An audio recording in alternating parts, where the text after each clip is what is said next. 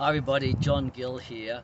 I'm in Seattle at the moment playing a PPA, that's Professional Pickleball Association tournament, and at the same time it's just amazing to be humbled to see the graves of Bruce and Brandon Lee. I was here 20 odd years ago in the early 2000s as well, when I was over here for World Champs and competing, and came to Seattle in between and paid my respects then. And I don't think I had phone cameras then, so it's really nice to do a video tribute.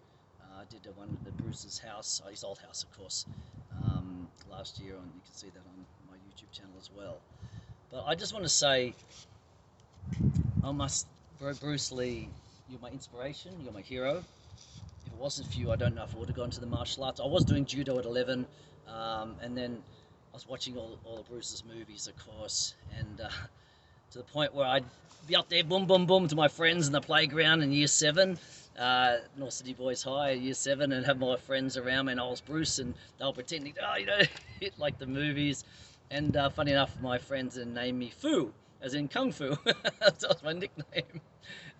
Yeah, so it's just amazing. That stage I was doing judo a couple of years, and then I was playing rugby and cricket and all of that. Then I hurt my knee playing rugby, and then went into tennis, of course. And then after that, when I got my driver's license, I managed to train in quite a few different martial arts and settled on Taekwondo with Graham O'Donnell. Thank you, Graham, for initially starting me off with Taekwondo, and then Grandmaster Sung Soo Lee for Hapkido and Taekwondo. It was an amazing journey all these years, now coming here since 1998, competing, and we won the American Black Belt Championships with the Almighty Twins, Michael McDonald and Josh and Jeremy Rorty, the Tai Chi Twins, the Almighty Twins. They're fantastic.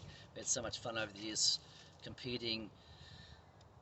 All up until recently, I competed with them from 1998 to 2013, won national titles, world titles, self-defense, and just had such a great time.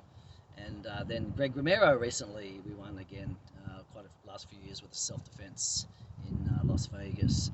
So it's been an amazing journey. I think thanks to Bruce and Brandon following on with the movie Rapid Fire, Bruce with Enter the Dragon, Fist of Fury, Chinese Connection, Way of the Dragon, and Game of Death, which was halfway through at the time, and he went to do Enter the Dragon, and unfortunately he passed a few months after completing Enter the Dragon.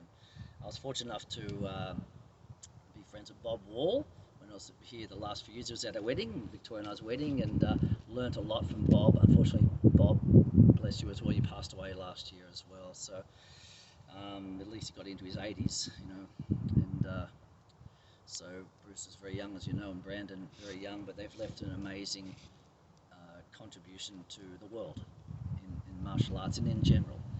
Bruce's philosophy was amazing, absolutely amazing. The Tao of Jeet Kune Do, his philosophy was way ahead of his time in philosophy, and his art was incredible. He was like the future came in the early 70s. It was amazing. So I just thank you so much, and I just want to pay my respects to Bruce and Brandon Lee. In Hapkido, we go Hapki. We say Hapki as our bow. So I'm going to do that, even though they were Jeet Kune Do, but actually very similar. Jeet Kune Do, Hapkido actually mixes a lot of the concepts, all the different martial arts. So very similar concept. Bruce was more of his own system, took from here and there and did the best of the best, and he certainly did a great job of that. Hapkido, there's even a movie called Hapkido around that time as well, I think 1972. And Jackie Chan was a Hapkido black belt as well, for those who didn't know, taught by Jin Pao Kim in Washington. I actually met him a long time ago, many years ago. Jin Pao Kim that was. I've never met Jackie yet, but I'd love to. And so yeah, it's just so Hapkido and Jeet Kune Do are very similar with the original mixed martial arts. Pretty much, the punching, kicking, and the takedowns, the sweeps, the throws, joint twist, locks. It's got everything, ground defense. So very complete form of self-defense, and that's what Bruce Lee was developing with Jeet Kune Do. And it would have been amazing if he'd lived with so many more movies. It's just amazing. But he's left this incredible legacy, and just much respects to Bruce Lee and his son Brandon in an unfortunate accident.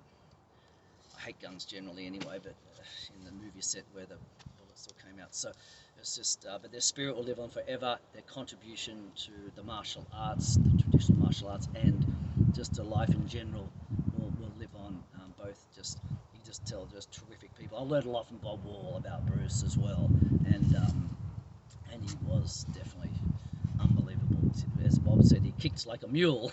Bob let him kick him because Bob was a world champion in karate and competing, so he could take the hits. And then Bruce loved that, of course.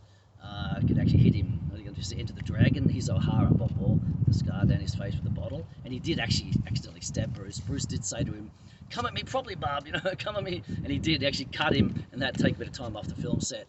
And then, yeah, what do you do in movies? There's no rebreakable glass in those days, so they kind of the stunts were a bit but anyway, I just want to thank again Bruce Lee, Brandon Lee for the content. Rapid Fire is just a great movie from Brandon if you want to watch a good action movie, and of course Bruce Lee, all these movies, Enter the Dragon being the pinnacle of what he's done, but the action of the other movies were incredible as well. His fight with Chuck Norris in Way of the Dragon was sensational, and it's just amazing.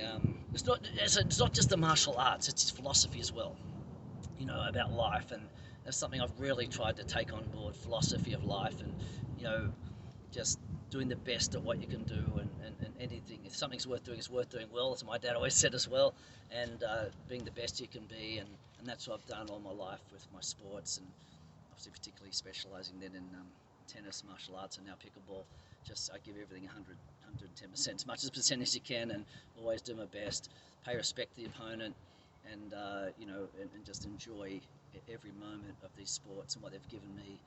To the point now, I've put in, I've got this safe foundation for the prevention of violence and homelessness up and running as a non-for-profit. It's going to take a little while, of course, to get our land where we want to have, and have the homeless there and vulnerable and those who are in need to have sport in their life. We'd like to teach them self-defense, for empowerment. Any volunteers out there, be great. Teach them pickleball, of course, such a fun, easy game to learn. Have some swimming, some financial education, some just get them back on their feet. This is the most difficult thing since living here in America, seeing the homeless on pretty much every corner. It's breaking my heart. Coming from a country, Australia, that does not have any homeless, or many. Our health system is extremely good, and you're allowed to stay on unemployment as long as you want. As long as you're trying to go for jobs, you're proving it, you're applying for jobs and giving it a go, you know what I mean? But unfortunately, it's not the same case in America. I know you've got a lot more people to worry about in America. I understand that.